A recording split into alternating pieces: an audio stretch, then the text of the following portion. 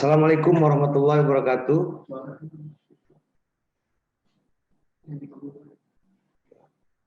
Assalamualaikum warahmatullahi wabarakatuh. Tabi pun. Iya pun. Selamat siang para hadirin pemirsa sekalian. Selamat bergabung dalam webinar kita kali ini yang dalam tema disiplin pakai masker, kebiasaan baru 3M.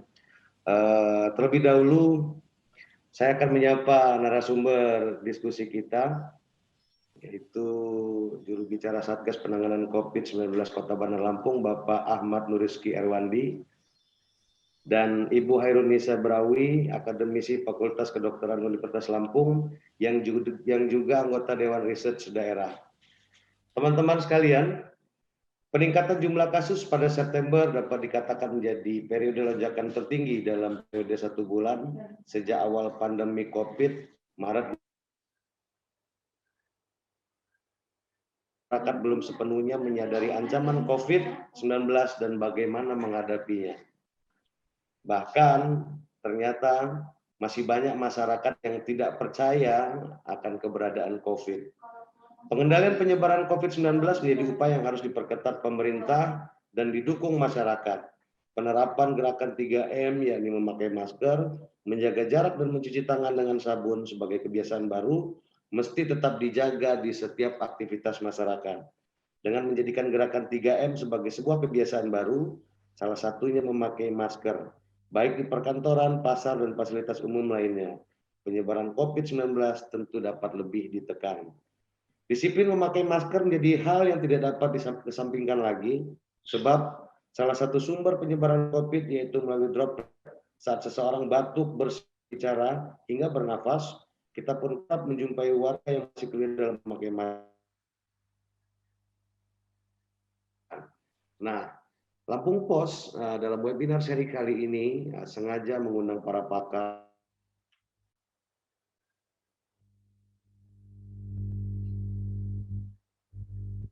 bagaimana masyarakat Lampung ini agar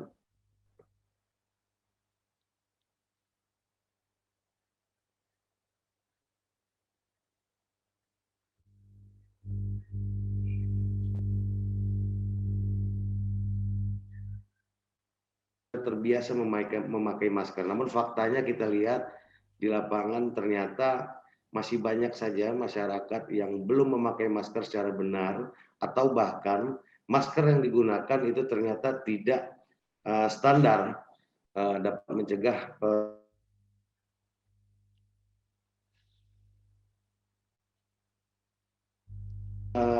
mengundang Bapak Ahmad Nuriski Erwandi sebagai juru bicara Satgas Penanganan COVID Kota Bandar Lampung. Selamat siang, Pak. Selamat siang. Oke, terima kasih sudah bergabung. Nanti dilanjutkan dengan Ibu Hairunisa Brawi yang merupakan akademisi Fakultas Kedokteran Unila, dan beliau juga merupakan anggota Dewan Research Daerah. Pertama, Pak, kepada Bapak Juru Bicara Satgas Penanganan COVID-19 Kota Bandar Lampung yang juga merupakan Kepala Dinas Kominfo, untuk dapat memaparkan dulu apa saja yang penting untuk disampaikan kepada masyarakat. Nanti kita lanjutkan dengan tanya jawab. Silakan. Terima kasih. Bismillahirrahmanirrahim. Assalamualaikum warahmatullahi wabarakatuh. Selamat pagi menjelang siang. Yang saya hormati Bung Eka Setiawan dari Lampos, Ibu Hairunisa Brawi dari Unila, dan rekan-rekan semua yang hadir pada acara kegiatan pada pagi menjelang siang hari ini. Jadi kami atas nama Satuan Tugas Penanganan COVID-19 Kota Bandar Lampung menyampaikan beberapa informasi terkait dengan kegiatan gugus tugas atau kegiatan Satgas yang telah dilaksanakan dari mulai awal pandemi, yaitu dari bulan Maret sampai dengan saat ini kita melakukan live streaming ini masih tetap melaksanakan kegiatan dengan baik. Kemudian ada beberapa hal juga yang akan kami sampaikan, bahwa Bapak Wali Kota Bandar Lampung selaku Ketua Gugus Tugas Percepatan Penanganan COVID-19 Kota Bandar Lampung telah menugaskan kami satuan tugas atau gugus tugas untuk melaksanakan kegiatan pencegahan COVID-19 di lingkup masyarakat Kota Bandar Lampung. Ada banyak hal yang sudah kami laksanakan. Mungkin kalau ada tampilan yang bisa di paparan.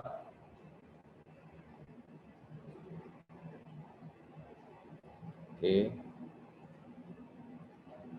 Ini kegiatan gugus tugas yang telah dilaksanakan dan berjalan sampai dengan sekarang, yaitu antara lain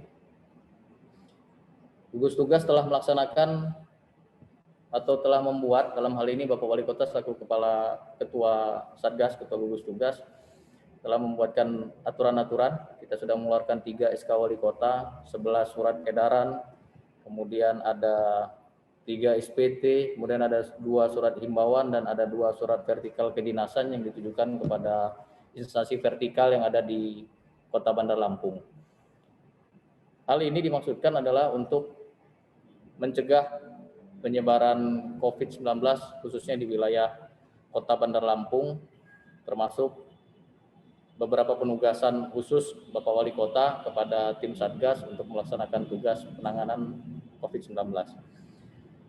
Selain daripada ini, kegiatan lapangan yang kami laksanakan antara lain pengawasan di beberapa pasar, next, di pasar modern dan di pasar tradisional. Ada 10 pasar tradisional dan 14 pasar modern yang dijaga oleh tim Satgas bekerja sama dengan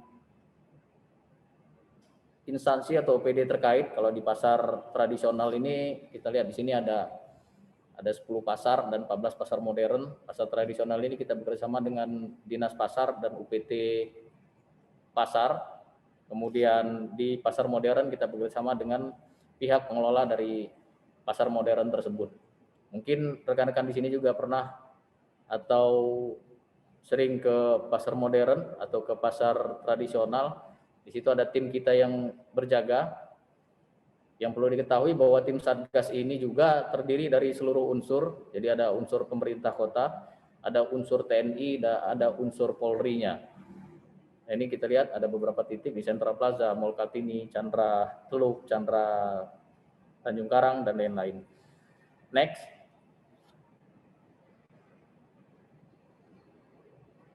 Berikutnya kita juga melaksanakan kegiatan patroli wilayah. Nah, patroli wilayah ini adalah pengembangan yang sebelumnya di awal pandemi, kira-kira bulan April sampai dengan Juni kemarin, kita sudah melaksanakan kegiatan penyekatan di wilayah-wilayah perbatasan. Ada 6 titik, ada 6 titik penyekatan waktu itu, dan sekarang sudah kita buka penyekatannya dan kita lebih berfokus ke wilayah dalam kota. Kita melaksanakan kegiatan patroli wilayah. Patroli wilayah ini terdiri dari 10 tim, di mana masing-masing tim terdiri dari TNI Angkatan Darat, dari Kodimnya ada 3 personil, kemudian dari Polri ada 3 personil, dari Marinir ada 3 personil, Satpol PP 4 personil, Dinas Perhubungan 2 personil, dan POM Angkatan Darat 1 personil. Jadi dalam satu tim ada 16 personil yang melaksanakan patroli wilayah di Kota Bandar Lampung. Patroli ini terdiri dari 10 tim, yang 6 tim bertugas di pukul 7.30 sampai dengan 16.00 dan 4 tim dari 16.00 sampai 24.00. Dan atas perintah Bapak Wali Kota Bandar Lampung juga selaku Ketua Tim Satgas bersama dengan Pak Dandim dan Pak Kapolres menugaskan kembali menambah personil itu menjadi 20 tim yang nanti akan disebar ke 20 kecamatan yang ada di wilayah Kota Bandar Lampung yang melaksanakan kegiatan dari pagi sampai dengan malam. Jadi ini salah satu apresiasi kepada Bapak Wali Kota selaku Ketua Tim Satgas dan juga Tim Satgas untuk bagaimana mengurangi atau menghindari adanya penyebaran COVID-19 di Kota Bandar Lampung. Selanjutnya, kegiatan yang telah dilakukan, kita juga sudah membagikan masker, lebih kurang sudah 1,5 juta masker yang sudah dibagikan melalui kecamatan, melalui kelurahan, dan juga melalui tim Satgas. Berikut juga dengan Forkopimda juga telah melaksanakan kegiatan pembagian masker kepada seluruh warga di Kota Bandar Lampung secara masif. Kita berikan dari rumah ke rumah kepada warga-warga yang memang membutuhkan. Selanjutnya, dalam masa pandemi saat ini, tentunya gugus tugas tidak hanya melakukan kegiatan seperti ini, tetapi pada dasarnya pelaksanaan supaya pencegahan COVID-19 ini harus dilakukan secara bersama-sama. Artinya tim Satgas telah melakukan kegiatan pemberian masker, kemudian memberikan hukuman kepada warga ataupun orang yang tidak mematuhi protokol kesehatan, dan kita juga berharap warga masyarakat juga ikut berperan serta, termasuk rekan-rekan sekalian juga ikut berperan serta dalam melaksanakan protokol kesehatan yang ada di lingkungannya masing-masing. Karena dalam kondisi seperti ini kita wajib menjaga diri sendiri, tentunya menjaga keluarga dan juga menjaga lingkungan daerahnya masing-masing. Ingat 3 hal yang harus kita laksanakan. Yang pertama, wajib menggunakan masker dimanapun kita berada, ketika kita keluar rumah atau bahkan mungkin di rumah. Kemudian selanjutnya mencuci tangan dengan sabun di air yang mengalir. Berikutnya menjaga jarak dan menghindari kerumunan. Karena apa? Karena itulah yang dapat menyebarkan virus COVID-19 ketika kita tidak mematuhi protokol kesehatan. Selanjutnya kami juga menghimbau kepada khususnya peserta yang ada di streaming ini, kegiatan ini, untuk menyampaikan kepada rekan-rekan yang lain yang belum mematuhi protokol kesehatan untuk tetap mematuhi protokol kesehatan. Karena apa? Pandemi ini nyata.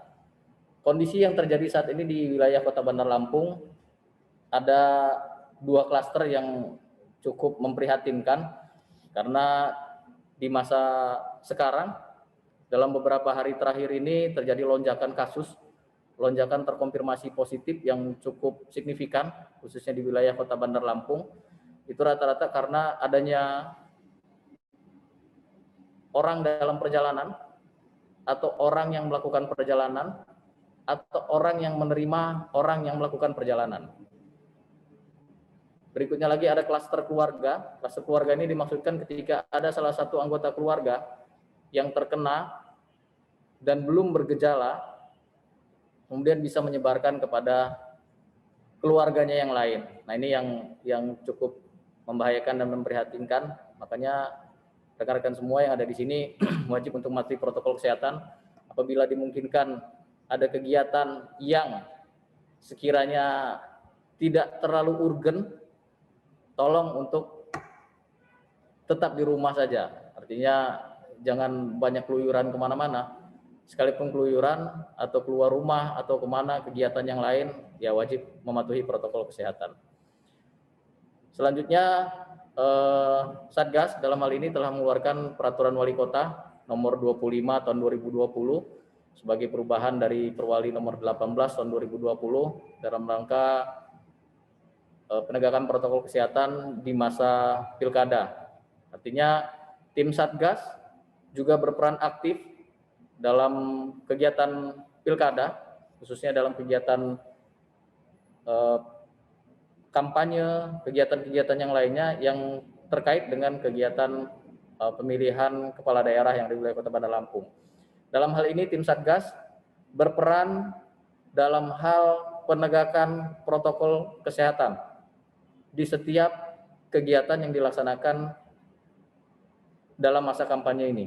Jadi mulai kemarin pendaftaran, kemudian pengundian nomor, termasuk dalam hal kampanye, tim Satgas juga dilibatkan dalam setiap kegiatan, tetapi hanya pada proses penegakan protokol kesehatan. Maka dari itu kami berharap kepada semua, terutama kita yang mengikuti kegiatan ini, tolong dengan sangat, apabila itu tidak terlalu urgen, tolong jangan banyak keluar rumah karena kita tidak tahu kondisi yang OTG.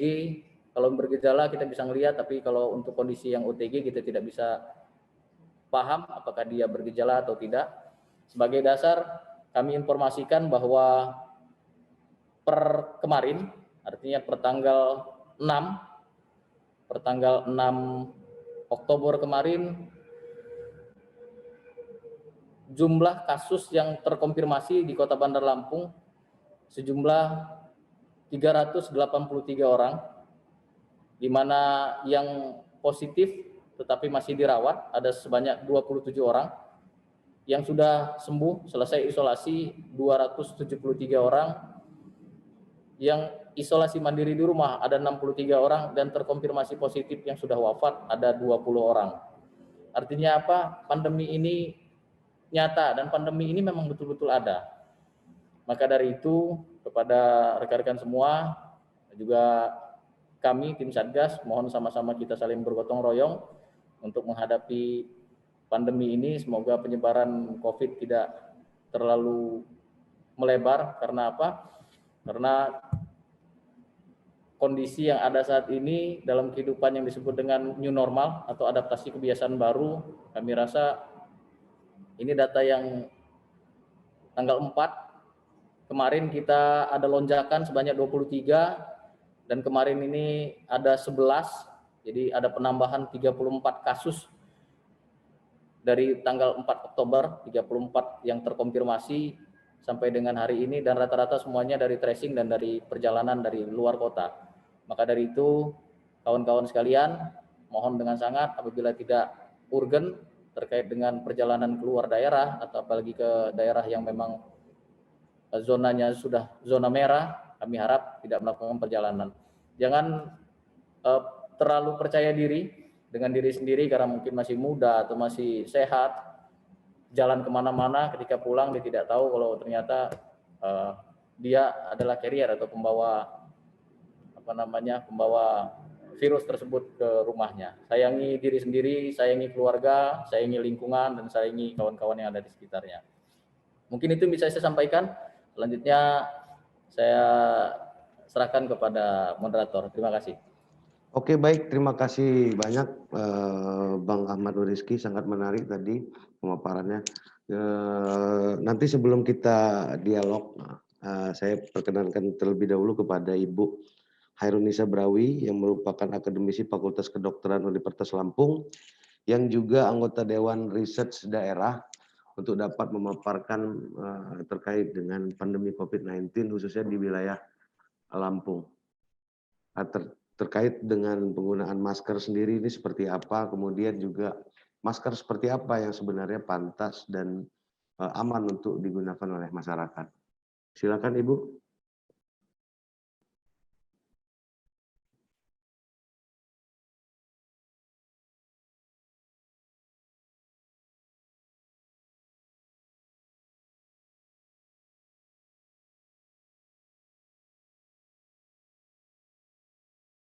Kepada Ibu Hairunisa Brawi, dipersilakan Ibu.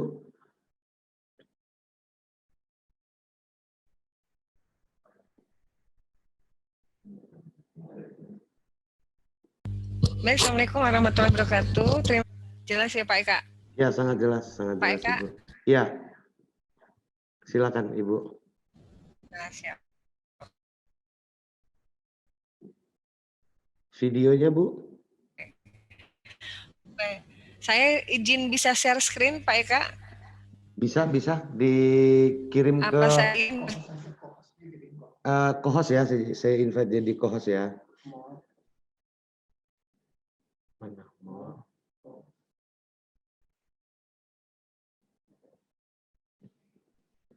Silakan Ibu.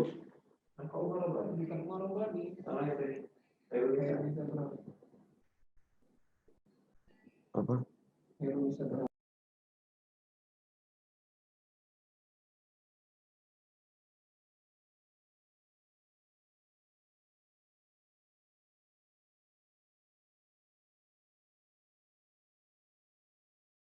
Silakan Bu.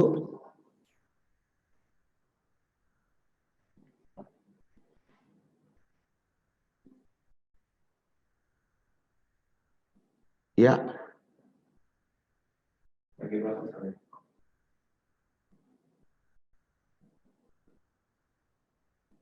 Oke.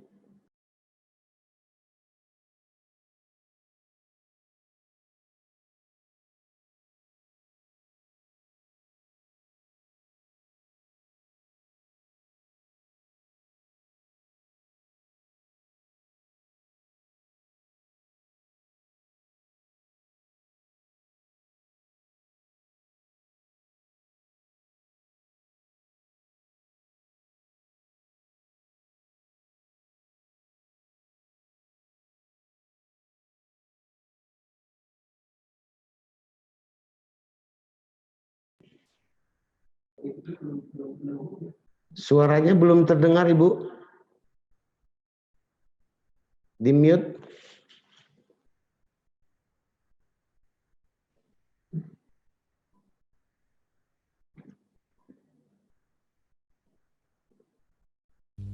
Baik, jadi Oke. Pak Eka bicara tentang hubungannya sama masker.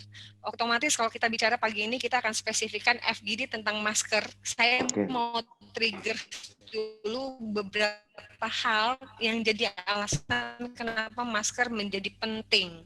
Karena kalau kita bicara COVID, kita akan bicara tentang satu kondisi yang menyebabkan kita bukan cuma bicara tentang masker, tapi mengenai berbagai perilaku di mana kita harus bangun sekarang di era adaptasi kebiasaan baru agar kita bisa meminimalkan paparan kita sama COVID, sehingga resiko untuk terjadinya sakit atau kita menjadi bergejala itu bisa kita minimalkan. Nah, kalau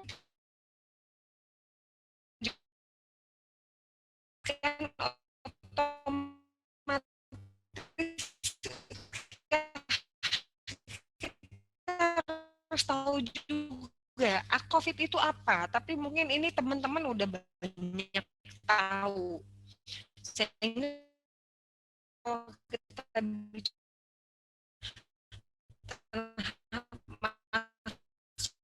terhadap gangguan pembuluh darah, sirkulasi darah akibat penggumpalan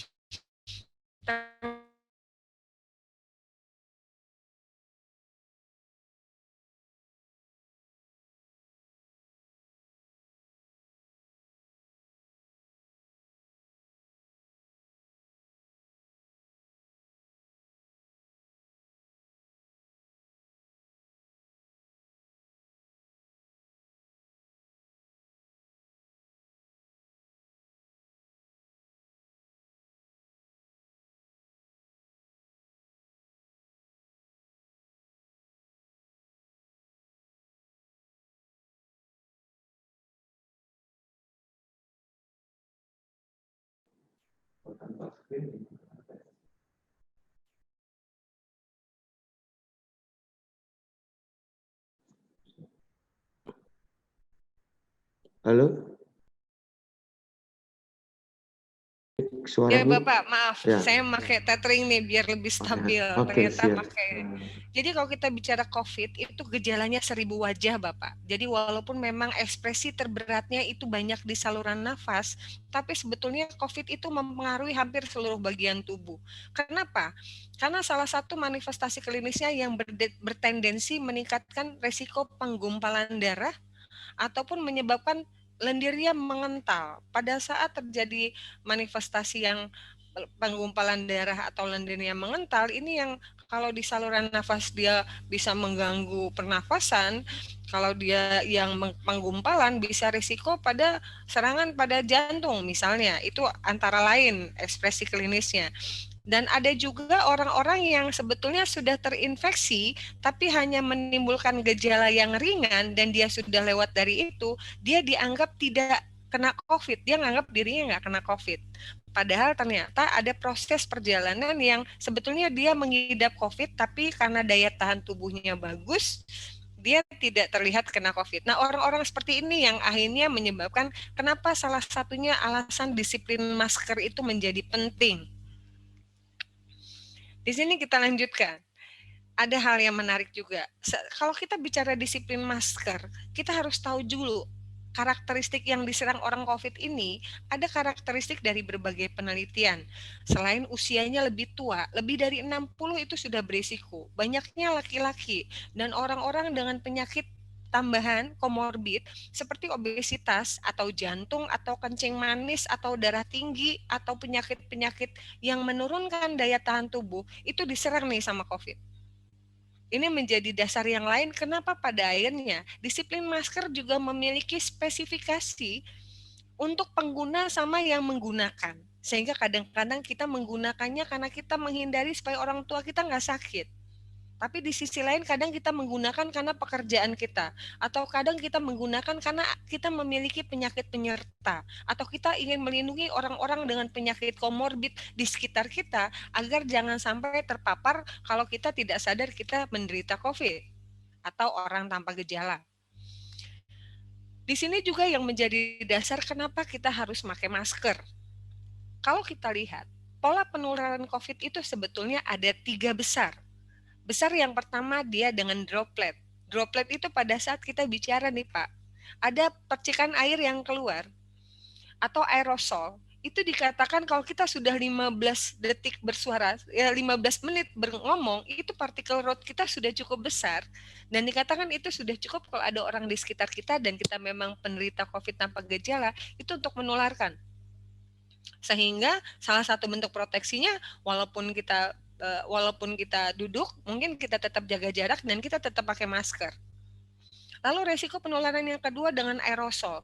Nah, kalau yang resiko penularan besar yang droplet tadi, lebih hebatnya lagi mereka bisa berdiam, bertahan di ruang-ruang tertutup dengan suhu yang lebih dingin di atas permukaan-permukaan. Dan kalau itu di fasilitas umum, kalau itu dipegang sama orang, itu bisa menjadi sumber penularan.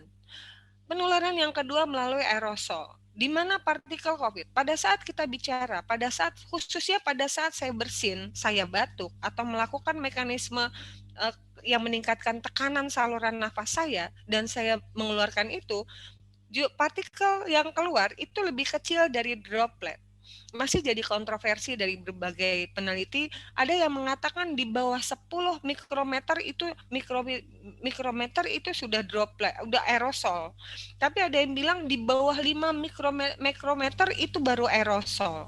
Ada yang bilang lebih kecil dari itu, 2 mikrometer baru aerosol.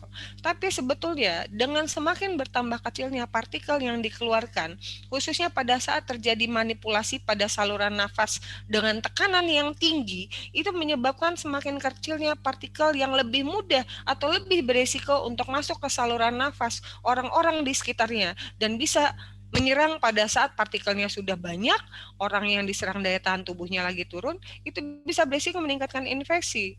Dan aerosol inilah yang menjadi alasan kenapa khususnya pada fasilitas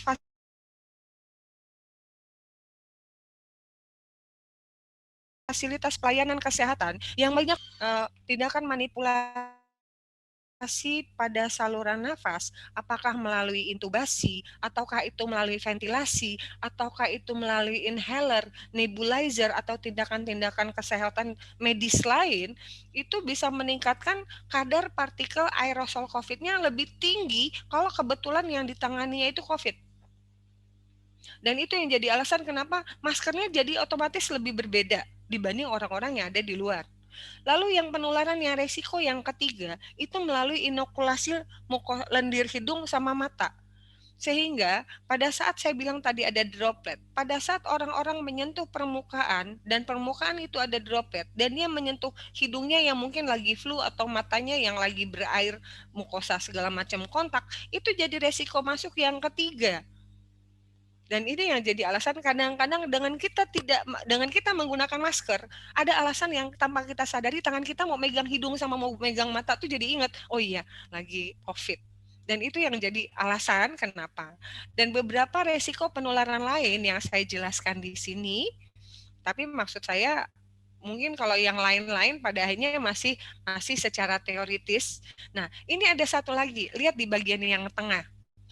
Sebetulnya resiko penularan itu sudah terjadi pada orang-orang yang terinfeksi 3 hari sebelum dia menunjukkan gejala dan 7 hari sesudah dia bergejala dia baru menurun. Jadi kisaran 10 hari. Seseorang yang terinfeksi COVID 3 hari sebelum sampai 7 hari sesudah, itu resiko paling tinggi untuk menjadi sumber penularan.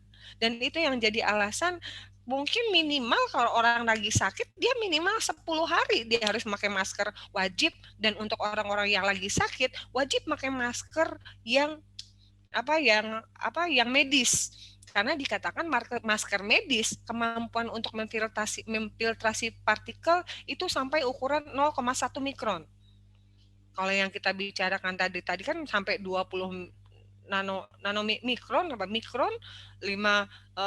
mikron, ini bahkan kalau partikel pakai masker medis bisa sampai 0,1 mikron. Tapi kalau yang sekarang mungkin 3 mikron. Karena kalau kita bicara respirator yang N95 itu sampai partikel 0,3 mikron. Ya. Jadi semakin tinggi jenis masker, semakin kuat dia mampu menahan masuknya COVID ke dalam tubuh. Lalu di sini, sehingga metode pencegahan penularan COVID, masker itu cuma salah satu. Yang paling penting adalah penguatan daya tahan tubuh. Lalu perilaku batuk dan saluran nafas, kalau batuk sama bersin ditutup, hindari menyentuh wajah khususnya mata sama hidung, nutrisi seimbang, olahraga. Dan seperti yang diterangkan sama Bapak narasumber pertama tadi, kita harus physical distancing dan menghindari kerumunan.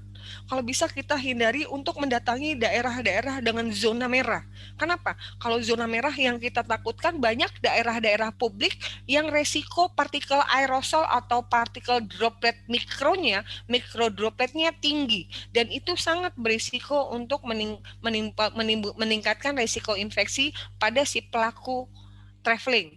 Lalu yang kedua, kalau misalnya pelaku traveling, kadang dia mungkin kenanya tidak di daerah zona merah, tapi pada saat perjalanan, di mana berada pada ruang-ruang publik tertutup dengan suhu udara yang rendah, sehingga kemungkinan keberdaya tahanan dari mikrodroplet atau aerosol partikel COVID di udara itu lebih lama, sehingga paparannya akan lebih beresiko meningkatkan resiko infeksi.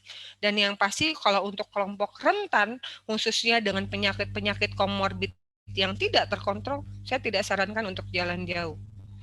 Kalau kita bicara tentang penggunaan masker, sudah banyak dikeluarkan dari Kementerian Sosial maupun Kementerian Kesehatan, dan ini sama aturannya bagaimana cara menggunakan masker. Yang pasti kita cuci tangan dulu dengan hand sanitizer atau dengan air mengalir dan sabun selama 20 detik. Baru kita gunakan masker dalam kondisi dari tempat yang steril, kita pegang talinya dan kita tidak menyentuh bagian depan masker yang akan kontak sama hidung dan mulut, dan masker harus menutup hidung, mulut, sama dagu. Dan kita tidak boleh menyentuh masker selama dipakai. Baru nanti kalau kita udah selesai, kita bukanya baik-baik. Dan ini ada beberapa jenis masker yang mungkin kalau diantaranya yang sekarang dipakai tuh jenis masker kain. Jenis masker kain yang umum kalau di masyarakat umum, dan sebetulnya WHO sudah mengeluarkan aturan untuk karakter dari jenis bahan masker yang bisa digunakan oleh masyarakat umum. Mungkin kalau dari saya itu Bapak, sebetulnya masih banyak lagi, tapi mungkin bisa kita sambil diskusikan. Demikian Pak Eka Setiawan. Baik Ibu, terima kasih banyak. Kita lanjut dengan dialog ya Bu ya, supaya masyarakat jauh lebih paham terkait dengan COVID dan seberapa besar bahayanya COVID ini jika dia menginfeksi tubuh seseorang. Bu, kemarin saya ingin nanya dulu ke Ibu Hairunisa Brawi ya, nanti baru kita sambung dengan Pak Ahmad Nuriski. Bu, kemarin Satgas COVID Nasional itu menyatakan bahwa ternyata masih ada masyarakat yang tidak percaya bahwa COVID itu ada di tengah-tengah masyarakat. Nah, kemudian sebenarnya ada persoalan apa, Bu, kalau menurut dari yang harus dilakukan oleh pemerintah supaya masyarakat itu benar-benar paham bahwa COVID ini sangat berbahaya dan COVID itu ada, gitu. Mungkin itu dulu, Bu. Terima kasih. pertama mungkin yang kita mungkin benar ya Pak, masih adanya kontroversi di masyarakat yang menyatakan bahwa COVID ini nggak ada. Padahal kalau kita lihat kasus kematian, kasus angka kesakitan itu yang sudah sangat tinggi dan terlihat bahwa terakhir-terakhir ini terjadi peningkatan kasus yang cukup bermakna. Kenapa saya katakan bermakna? Karena titik aman itu pada saat reproduktif efektifnya itu di bawah 1. Artinya penambahan kasus hari ini itu tidak lebih besar dari penambahan kasus hari kemarin. Ini kan kondisinya tidak. Walaupun mungkin tidak stabil hari per hari, tapi ada tendensinya naik. Jadi yang bisa saya katakan, kesadaran masyarakat ini memang harus ditingkatkan. Dan untuk meningkatkan kesadaran masyarakat bahwa COVID ini benar ada, bahwa COVID ini memang perlu bahwa COVID ini perlu penanganan, perlu peningkatan kesadaran secara menyeluruh dari masyarakat, kita perlu duduk bareng. Kenapa saya katakan duduk bareng? Karena untuk menjangkau seluruh lapisan masyarakat, pemerintah nggak bisa kerja sendiri. Pemerintah harus menggandeng semua institusi pendidikan. Pemerintah harus menggandeng institusi pendidikan mulai dari perguruan tinggi sampai tingkat PAUD, pendidikan anak usia dini. Sehingga dengan kita menjangkau pendidikan, itu saya yakin bahwa masyarakat kita walaupun nggak ada duit, tingkat kesadarannya untuk pendidikan itu tinggi. Pada saat kita sudah mencoba menggandeng institusi pendidikan untuk mencoba mengedukasi masyarakat dari tingkat yang mahasiswa sampai tingkat anak PAUD tentang bahaya COVID dengan berbagai klinisnya dan berbagai pencegahannya, itu saya yakin at least masyarakat akan aware. Oh, COVID ini ada. Oh, COVID ini masalahnya ada. Menurut Yunda sendiri, apakah yang dilakukan oleh pemerintah hari ini itu sudah baik atau sudah menjangkau ke lapisan masyarakat sampai dengan grassroots? Karena faktanya hari ini ternyata kalau di wilayah-wilayah perkampungan, kesadaran masyarakat untuk menerapkan 3M khususnya memakai masker tadi agak kurang. Misalnya dia pengen belanja ke Indomaret yang jaraknya hanya sekitar 200 meter lah. Itu kalau dia naik motor banyak tidak pakai masker. Nah, apakah pemerintah hari ini sudah melakukan berbagai macam upaya yang serius menurut kacamata Mbak sebagai akademisi kesehatan? Terima kasih. Kalau menurut saya, sekarang saya mau bicaranya skop yang mana dulu nih. Kalau menurut pandangan saya, kita tidak memungkiri bahwa sampai titik berapa bulan Lampung termasuk yang kendali peningkatan kasusnya paling minimal. Bahkan sempat ranking 2 dari bawah. Itu sesuatu yang sangat amazing buat saya.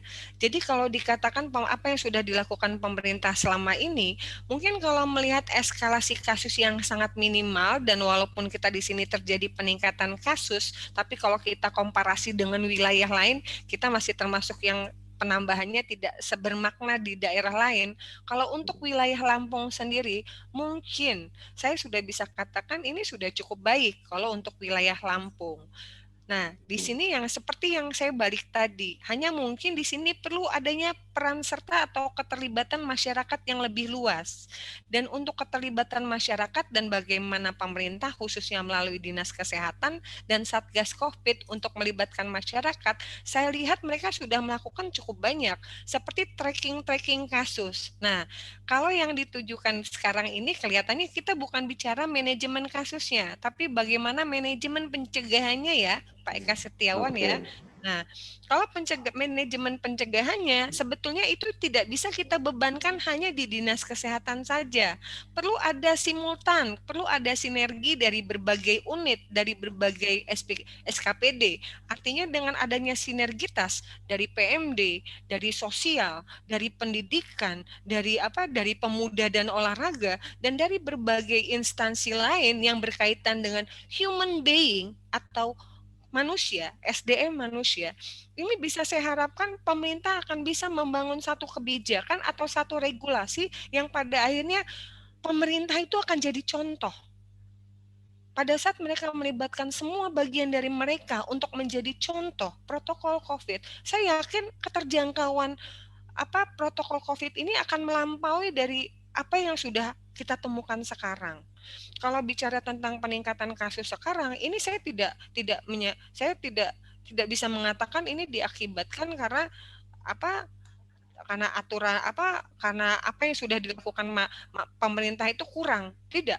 Tapi kita harus sadari bahwa angka pertumbuhan penduduk di Indonesia cukup tinggi. Lalu yang kedua, angka sebaran penduduk kita ini memang mereka disiplinnya masih kurang, sehingga ada konsentrasi pemukiman yang tidak sesuai dengan tata desain wilayah, sehingga yang akumulasi kependudukan itulah yang pada akhirnya meningkatkan resiko kerumunan, kontak rapat, dan untuk terjadinya peningkatan klaster-klaster baru di tempat-tempat seperti itu. Jadi mungkin kalau dikatakan pemerintah udah sejauh mana, saya berpikir mungkin kita nggak usah dari pemerintah, kita lihat dari kita dulu lah. Oke, nah saya kembali ke Pak Ahmad Nuriski. Bang, ada nggak rencana Satgas COVID atau Satgas percepatan penanganan COVID di Bandar Lampung itu untuk membuat suatu kampung atau suatu lingkungan yang merupakan masyarakatnya itu sudah tanggap COVID. Misalnya kita mulai dari satu tempat terkecil dulu, tidak kampung tapi satu RT. RT itu di mana warganya sudah sangat patuh terhadap protokol kesehatan sehingga menjadi percontohan, dan itu berkembang sampai ke tingkat kelurahan dan kecamatan. Silakan Bang Ahmad Nuriski. Ya, terima kasih. Ada penyegaran tadi dari Bu Dokter tadi terkait dengan penggunaan masker. Ngomong-ngomong nih, masker saya sama maskernya Bang Eka ini udah sesuai belum? Saya mau hapus jadi 3 lagi nih maskernya, terus ngap di situ ya. Oke, terima kasih tadi pertanyaan dari Pak Bang Eka tadi terkait dengan Bung aja ya, kalau Bang Eka sih takutnya nanti minjem duit lagi di sana. Bung aja, Bung. Nah, atau ya silakan. Bung Eka tadi, sebenarnya pemerintah Kota Bandar Lampung dan kepolisian, khususnya Polresta Bandar Lampung telah membuat satu kegiatan itu Kampung Tangguh. Itu lokasinya ada itu tadi ada di slide saya, tadi belum sempat, pada tanggal 29 Juli kemarin di Kelurahan Pinang Jaya. Itu kita buat Kampung Tangguh sebagai pilot project kampung yang telah melaksanakan protokol kesehatan sebagai contoh untuk daerah-daerah yang lain. Jadi wilayahnya di Kecamatan Kemiling, Kelurahan Pinang Jaya namanya. Itu sudah kita laksanakan kemarin, dihadiri langsung oleh Bapak Wali Kota dan Forkopimda, ada Pak Dandim, ada Pak Kapolres, ada Kajari dan lain-lain, semua hadir di situ dalam rangka peresmian Kampung Tangguh di wilayah Kelurahan Pinang Jaya. Saya amat sangat setuju tadi yang disampaikan Bu Hairunisa terkait dengan sejauh mana, tadi kalau Bung Eka tadi bilang sejauh mana pemerintah ini melaksanakan kegiatan. Saya rasa yang namanya pandemi ini bukan hanya sekedar dari pemerintah, bukan hanya dari dinas kesehatan saja, bukan hanya dari para dokternya saja. Buktinya yang telah kita laksanakan sejauh ini, alhamdulillah tidak dan jangan sampai ada muncul klaster-klaster seperti misalnya klaster hotel misalnya, kemudian klaster kafe misalnya, kemudian klaster mall misalnya. Alhamdulillah sejauh ini tidak ada dan jangan sampai ada. Tapi yang ada muncul saat ini adalah tadi yang disampaikan sama Bu Dokter tadi terkait adanya orang-orang dalam perjalanan yang melakukan kegiatan traveling tadi. Tidak hanya pada saat kunjungannya saja yang di wilayah atau zona merah, tetapi mungkin dalam perjalanan dia mampir, mungkin dia mau makan, mungkin di di kapal, mungkin di tempat-tempat umum lainnya yang mungkin tempat perhentian, itu kan bisa saja menularkan COVID-19 tadi. Selanjutnya kembali ke diri kita masing-masing, Bung Eka. Jadi prinsipnya kita sudah menegakkan protokol kesehatan di tempat. Kita sudah melaksanakan kegiatan pengecekan. Mungkin pertama kali datang suruh cuci tangan, sebelum masuk kita dengan termogan. Kemudian disiapin sarung tangan. Kemudian kita juga bawa hand sanitizer sendiri gitu loh. Sudah kita peringatkan, sudah kita berikan peringatan, tapi tidak sampai kepada denda. Itu kembali lagi kepada masyarakatnya, peduli atau tidak dia dengan dirinya sendiri. Satgas sebagai orang lain peduli dengan kegiatan dengan warga masyarakat dalam hal ini. supaya kalian-kalian ini sehat, minimal pakai masker. Itu aja mungkin ya agak sulit. Tapi kalau disampaikan tadi masih banyak, saya rasa enggak juga lah Bung Eka. Artinya sudah banyak warga khususnya Kota Bandar Lampung ini yang sudah taat, minimal dia menggunakan masker.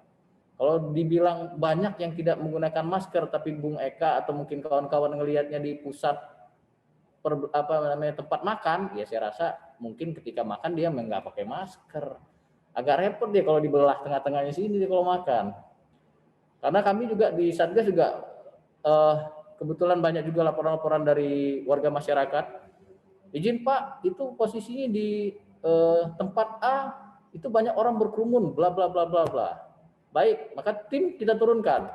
Maka 6 tim ini yang pada pagi hari, kemudian 4 tim pada malam hari, mungkin kalau mengikuti kita ada di covid19.bandarlampungkota.go.id, di situ sudah lengkap semua, ada semua kegiatan juga ada di situ semua. Itu tetap kita laksanakan, termasuk yang orang yang bermotor tadi yang tidak menggunakan masker, ya kita hukum dengan nyanyi Indonesia Raya misalnya, tapi nggak nyanyi Via Valen karena kepanjangan lagunya, jadi kita suruh kasih. Ya dalam hal edukasi itu juga. Kemudian kita juga ketok satu persatu, dan bahkan Bapak Wali Kota juga langsung saat ini beliau lagi sidak nih ke Panjang, ke Pasar Kangkung, ke Pasar Gudang Lelang, ke Pasar Bambu Kuning. Waduh, udah tiap hari itu. Sebelum beliau ke kantor, beliau sidak dulu di sana.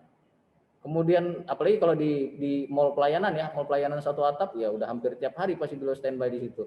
Tidak lain ya, ayo gunakan masker, ayo pakai masker, minimal menggunakan masker. Tadi Bu Dokter juga sudah menyampaikan minimal dengan menggunakan masker yang sesuai dengan ketentuan WHO tadi, ketentuan kesehatan, amat sangat mengurangi penyebaran penyebaran COVID tadi itu. Karena kalau cuma pakai face shield, mungkin karena dia ganteng atau cantik, kalau pakai masker kan agak ketutup nih. Kayak Bung Eka ini kan ganteng sebenarnya, tapi karena ketutup sama masker agak kurang Bang, cuma kelihatan mata doang. Nah, artinya walaupun dia sudah pakai face shield, tapi tetap harus juga menggunakan masker, karena face shield juga tidak melindungi hidung dan mulutnya, hanya menutupi saja, tapi ketika droplet mungkin dia keluar juga dari dari sela-sela sebelah face shieldnya. Tapi minimal kita menggunakan masker. Dengan menggunakan masker jauh. Kembali kepada kesadaran diri masing-masing orang perorangan. Kalau tadi Bu Dokter bilang bagaimana dengan OPD atau SKPD yang lain, kemudian bagaimana dengan tingkat pendidikan. Kalau saya setuju dengan itu, tapi mungkin lebih ditambah lagi, sebenarnya edukasi yang paling baik adalah edukasi di keluarga masing-masing. Saya contohkan kejadian di Kecamatan Panjang. Di awal pandemi, Kecamatan Panjang itu ada 30 yang terkonfirmasi. 2 wafat dan 28 terkonfirmasi positif. Saat itu Bapak Wali Kota Bandar Lampung, waktu itu mungkin terkenal dengan klaster Lapo Tuak namanya. Saat itu Bapak Wali Kota memerintahkan kepada Satgas untuk melakukan penutupan Lapo Tuak, kafe-kafe yang ada di pinggir-pinggiran jalan, kepada tim Satgas untuk melakukan kegiatan protokol kesehatan di situ. Dan alhamdulillah dari 30 tersebut, yang 2 memang sudah wafat, alhamdulillah 28 sehat dan tidak ada penambahan. Artinya apa? Kondisi yang ada di lapangan, ketika satu keluarga, mulai dari keluarga yang lain sama-sama mematuhi yang namanya protokol kesehatan, ya mudah-mudahan semuanya bisa menjaga dari protokol kesehatan. Terus satu lagi saya ingatkan kepada rekan-rekan semua, khususnya yang ada di sini, mungkin ada keluarganya yang dari luar kota, ada temannya yang dari luar kota. Bukan berarti kita tidak mematuhi atau tidak mau bersilaturahmi, tapi paling tidak jujur. Bro, Ani baru pulang dari Jakarta. Udah kalau mau kirim oleh-oleh, kirim aja lewat paket, nanti aja datangnya. Bukan kita membatasi silaturahmi, tidak membatasi silaturahmi, tapi membatasi supaya jangan silaturahmi malah membawa COVID-19. Mungkin itu dari saya. Terima kasih. Bang, apa sih makna kampanye filosofis dari kampanye Ingat Pesan Ibu itu berkaitan dengan mencegah dimulai dari diri sendiri dan sayangi keluarga, atau ada makna tersendiri, filosofi tersendiri dari kampanye Ingat Pesan Ibu yang digaungkan oleh pemerintah pusat hari ini diikuti oleh sampai dengan tingkat daerah. Kemudian apa saja upaya, mungkin ada upaya tambahan yang akan dilakukan oleh Satgas Covid Kota Bandar Lampung, mengingat Bandar Lampung hari ini peningkatannya cukup lumayan besar, dan kita tahu bahwa saat ini merupakan tahapan pilkada sedang berlangsung, sehingga potensi penyebaran klaster pilkada itu sangat besar.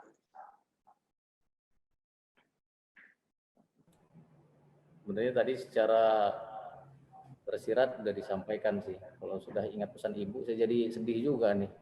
Kalau ingat pesan ibu ini. Ya, pada prinsipnya itu tadi saya sudah sampaikan, kembali ke bagaimana edukasi di keluarga. Ingat pesan orang tua, ingat pesan ibu. Kalau misalnya keluar pakai masker, misalnya, ikuti aturan yang ada. Kamu boleh sehat nak ketika kamu keluar, tapi ketika kamu masuk ke dalam, ingat ada ibu di sini, ada bapakmu di sini, ada adik-adikmu di sini. Itu mungkin yang jadi penekanan, ingat-ingat pesan ibu. Jadi tadi sudah disampaikan sama Bu Dokter juga, ada urutan usia tadi. Mungkin kita saat ini sehat, badan kuat, imun bagus, tapi ternyata kita carrier pembawa, karena badan kita mungkin imun kita bagus, kita tidak ngerasa, kita tidak bergejala, tapi ketika kita pulang, dan itu banyak beberapa kejadian kronologis pasien-pasien yang terkonfirmasi positif, yang mungkin dibawa dari anaknya, mungkin dibawa dari keluarganya yang lain, ketika dia mampir ke rumah saudaranya, dia mampir ke rumah orang tuanya, dianya sendiri dalam posisi positif negatif, tapi ternyata menularkan ke orang-orang yang lebih tua. Jadi itu tadi saya sampaikan, tolong dengan sangat bagi rekan-rekan semua yang mungkin dari perjalanan, dari traveling, ya isolasi mandiri dulu lah di rumah. Tadi sudah disampaikan 7 hari, kemudian ditambah lagi 3 hari. Kalau memang sudah tidak bergejala, mudah-mudahan memang nggak ada gejalanya, hanya flu biasa, ya silakan beraktivitas lagi seperti biasa. Dengan ketika nanti dia tidak bergejala, dirasa tidak bergejala, ternyata dia menularkan kepada yang lain. Terima kasih. Oke, Ibu Herunisa, silakan saya berikan ini untuk dapat memberikan closing statement, apa saja mungkin usulan terhadap Satgas Covid Kota Bandar Lampung khususnya, apa saja yang dapat dilakukan supaya penyebaran Covid ini bisa lebih ditekan, dan juga bagaimana himbauan kepada masyarakat supaya tidak membawa virus ke rumah. Silakan Ibu. Baik, terima kasih. Mungkin saya closing statement ya, Pak Ya. Ika ya. Oke. Jadi baiklah. Jadi kita pada hari ini kita bicara tentang disiplin pakai masker. Jadi memang kalau kita bicara tentang disiplin pakai masker di era COVID itu menjadi sesuatu yang wajib, karena memang penularan COVID ini terutama lewat udara, apakah lewat droplet, mikrodroplet maupun aerosol. Sehingga yang bisa kita lakukan adalah mungkin yang bisa dilakukan pertama, kita coba jaga daya tahan tubuh juga. Jaga daya tahan tubuh dengan seperti yang saya katakan tadi, makan makanan bergizi, istirahat yang cukup, olahraga teratur, pola hidup bersih dan sehat. Pola hidup bersih dan sehat dengan cara seperti salah satunya dengan mencuci tangan menggunakan air mengalir dengan sabun minimal 20 detik, atau dengan menggunakan hand sanitizer. Itu kita buat sehingga kalau kita mau megang wajah, mau ngapa-ngapain sudah aman dengan tangan kita. Baru kita menggunakan masker dengan cara yang benar. Masker dengan cara yang benar itu kita cuci tangan dulu, yang kita tidak menyentuh masker selama masker digunakan. Lalu masker itu kalau misalnya dia masker medis 4 jam dia bisa dicabut, dia bisa diganti, atau bila masker basah sebaiknya dilepas dan diganti. Dan kalau buat dia masker kain pun sebetulnya disarankan per 4 jam ganti, dan dia dicuci dan direndam dulu dengan sabun minimal 1 atau 2 jam. Lalu yang dari melepaskan masker juga harus berhati-hati, bagian depan masker tidak boleh disentuh karena kita takutkan di situ ada droplet. Dan juga masker ini diutamakan, masker itu juga mungkin kita tahu ada beberapa jenis masker. Yang utama itu yang masker medis, itu mungkin sebaiknya digunakan pada orang-orang yang beresiko tinggi, karena kita tahu kadang antara ketersediaan sama penggunaan itu tidak seimbang kalau semuanya mau pakai masker medis. Tapi untuk yang ada di luar umum sana, masyarakat yang mungkin ada yang ikut di sini, mungkin pakai masker kain itu sebetulnya sudah cukup, tapi pakai masker kain juga artinya dengan cara penggunaan yang semestinya, dan masker kain diharapkan menggunakan bahan yang memang direkomendasikan oleh WHO, di mana itu bagian dalam itu menyerap, bagian 2 itu melindungi, bagian 3 juga melindungi, lapisan-lapisannya minimal 3 lapis, sehingga proteksinya minimal 30-40% itu bisa didapat untuk mencegah COVID, khususnya buat droplet yang besar. Tapi buat masyarakat medis seperti yang di rumah sakit, di fasilitas pelayanan kesehatan, atau orang-orang yang sakit, mungkin nggak apa-apa kalau mereka pakai masker medis gitu. Jadi kalau masker pengguna atau N95 karena dia mencegah diri dia untuk menjadi penular bagi yang lain. Nah, kalau buat pemerintah daerah khususnya Satgas Covid, melalui Satgas Covid saya harapkan mungkin untuk menguatkan edukasi karena seperti yang dikatakan dari Satgas Covid tadi bahwa ini Pak Eka kita harus cukup berbangga bahwa kalau saya lihat di luaran sana setiap saya bawa mobil tingkat kesadaran masyarakat kalau di Bandar Lampung sendiri cukup bagus dalam menggunakan masker. Tapi otomatis di situ mungkin untuk daerah justru mungkin di daerah perifer, daerah pedesaan yang mungkin kadang ditemukan masih kurangnya kesadaran, walaupun mungkin itu diakibatkan lingkungannya yang masih lebih sehat dibanding lingkungan di perkotaan yang penduduknya notabene lebih terakumulasi.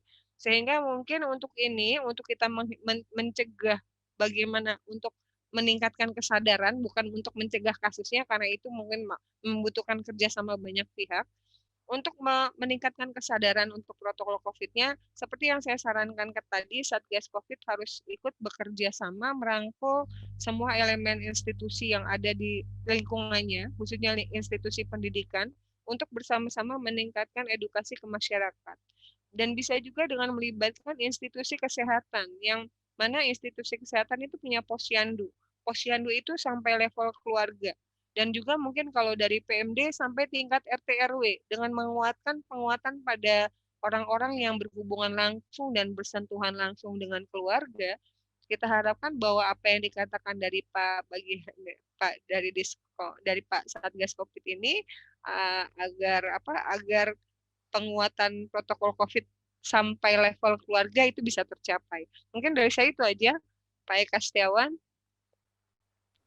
Oke, baik Ibu, terima kasih banyak atas pemaparannya sangat komprehensif dan insya Allah bermanfaat bagi kita semua. Bagi Pak saya, Ahmad Nuriski ya, Pak ya Ahmad Pak Ahmad Nuriski ya. Nuriski, Ya. sangat bermanfaat bagi saya, bagi semua masyarakat yang mengikuti webinar ini, dan sekedar menginformasikan bahwa webinar ini akan kita FGD ini akan kita tayangkan juga di YouTube. Kita tayangkan di semua platform media sosial dan insya Allah akan kita cetak dan kita terbitkan sebagai bentuk kampanye positif kepada masyarakat supaya makin taat dan tertib terhadap 3M. Jadi saya mau contohin pakai masker yang benar nggak? Boleh, boleh. Masker saya ini sehat nggak? Saya ada masker ini. Saya kebetulan ada masker medis. Kalau saya nggak pakai jilbab ya, ini kebetulan saya nggak pakai jilbab. Saya megang bagian talinya. Saya ambil bagian talinya. Diikuti dulu Bung Eka, ikutin. Diginiin. Lalu saya ini kan paskan hidungnya, lalu saya tarik ke dagu. Dia menutupi hidung saya, menutupi mulut saya, dan menutupi dagu saya. Dan ini akan saya cukup aman dari partikel COVID. Dan masih tetap cantik kan? Masih. Bercanda Pak, bercanda. Iya. Terima kasih banyak Ibu. Ya. Nah Pak, kalau lepasnya gini Pak, kita lepasnya gini, kita buang. Oh, jadi bagian tengah ini tidak boleh tersentuh tangan ya? Tidak boleh tersentuh. Kalau nggak mau tersentuh tangan sendiri, Bung Eka minta bukain nama orang. Janganlah, kasihan orang lain, nggak usah. Ya. Terima kasih Pak Eka, terima kasih Pak Ahmad. Ya, sama-sama Bu. Oke, terima kasih banyak Ibu Hairunisa dan juga Bapak Ahmad Nuriski yang merupakan Kepala Dinas Kominfo dan Jubir Satgas Penanganan COVID Bandar Lampung.